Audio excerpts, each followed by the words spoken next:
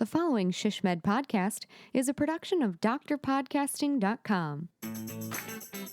This is a special podcast produced on site at ShishMed Connections 2021 Annual Conference in San Antonio, as we talked with keynote speakers and session leaders direct from the show floor.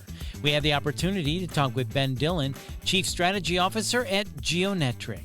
Ben, thanks for stopping by the podcast booth today. We appreciate it at ShishMed Connections 2021. So your session, The Road to Becoming a Digital Marketing Leader, starts with your team. Give us a brief overview.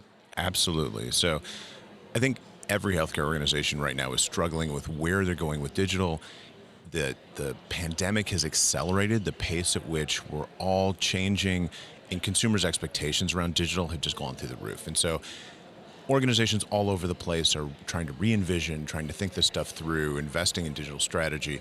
This was part of a big digital transformation project that we're doing, we being Geonetric, we're doing with UC San Diego Health.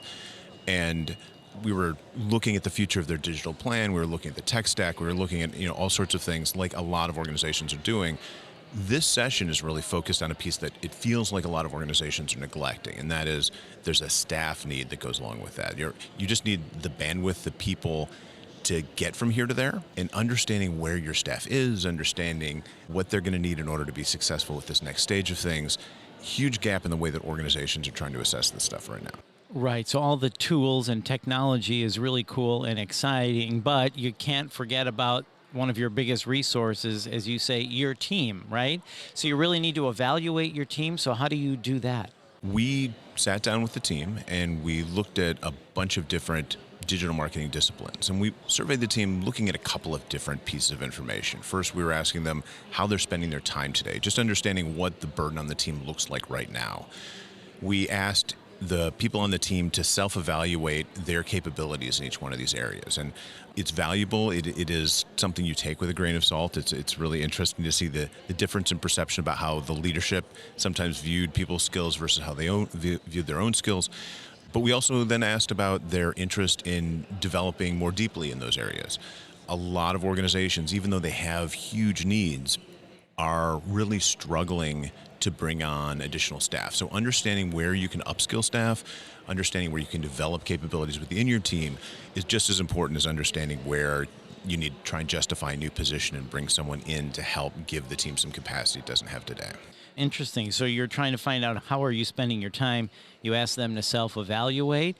And then do they have any interest in developing other skills, upskilling, as you said? Exactly. And we look at these things and try to give it some context, right? So when we look at how the team is spending its time, we do a big annual survey of digital marketing and healthcare at Geonetric. The 2020 survey is available at geonetric.com. The 2021 will be available here before too long. But we gather a bunch of data about how organizations have their team spending time.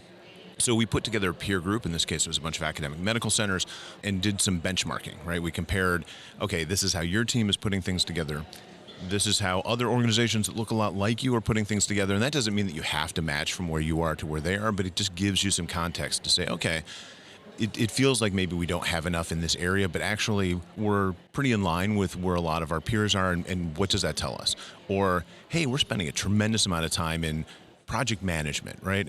That's not really the value that we want to be adding. Like, let's understand why it's taking us so much time to do project management when our peers are doing things maybe with a fraction of that. And so it just gives you the context to start asking different kinds of questions about how the team is investing time today. Okay, so once you've done that evaluation, you kind of understand the current team staffing structure, if you will. How do you create a roadmap then, or a plan for success once you've evaluated the team and understand what you have? That is absolutely the question. So we look at how they're comparing to peers. We look at kind of this bigger plan about what they want to be doing here, not just right now, but in 3 years or 5 years.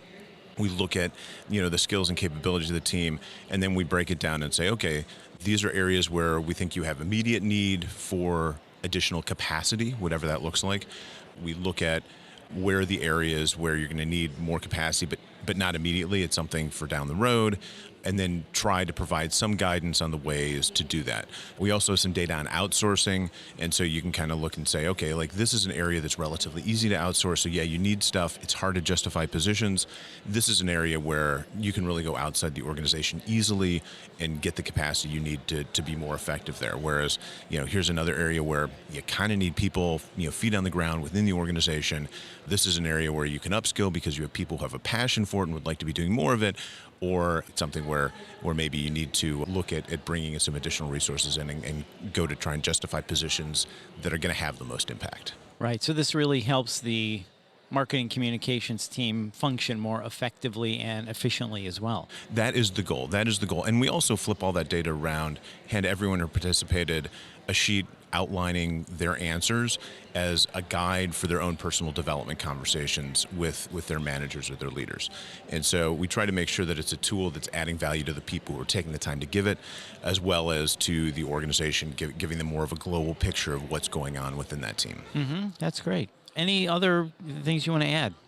I'm just excited that we're all back in person. It's been wonderful to be here physically on the ground, and hoping that we'll all be together, again next year for all this stuff as well. That would be great. There's nothing better than in-person meeting when you get to network at things like SHSMD Connections 2021. It's just fantastic. Yeah, we've missed it a lot. I suspect you have. That seems to be the primary topic of conversation. It's great to see people, not on a screen. Yes, so true, so true. So last question, and this might be the very most important question of all. All right. Can you tell us about the man bun? So the hair started, I just didn't want to get a haircut in the middle of the pandemic, right? And I think a lot of us kind of went through different iterations of that. I have a lot of friends whose significant others started cutting hair for the first time in the living room or out on the deck. I just threw on a big set of headphones, which really is a male acceptable headband. Yes. During that process. I like that. Good. From there, the man bun is... It's both fashionable, but it is also very practical. It is, it was 99 degrees here yesterday. You may not know, long hair is really warm. And so it is the best way to get that hair up and off the neck. And it's really a temperature control device as well as a bold fashion statement. Yeah, it is and it's kind of makes you look to be like a rebel. It's another statement. You're That's exactly it. Look at this dude. This is a cool dude right here. Yeah, I couldn't quite bring myself to do the hair bun and a tie though. So I think it's moved my personal fashion center just a little bit to the left. I love it. Well, this has really been good. So thank you for stopping by, you and the man bun. I appreciate both of you stopping by today. It has been a pleasure. All right. Thanks, Ben. Take care. And sign up for the SHSMD Connections virtual conference, October 19th through the 21st, 2021, which will feature 2 days of new sessions plus recordings from the in-person event. Go to shsmd.org/education/annual conference to learn more and to get registered. And please join us at next year's conference, SHSMD Connections 2022, September 11th through the 14th at Gaylord National Resort and Convention Center in National Harbor, Maryland, outside of Washington, D.C.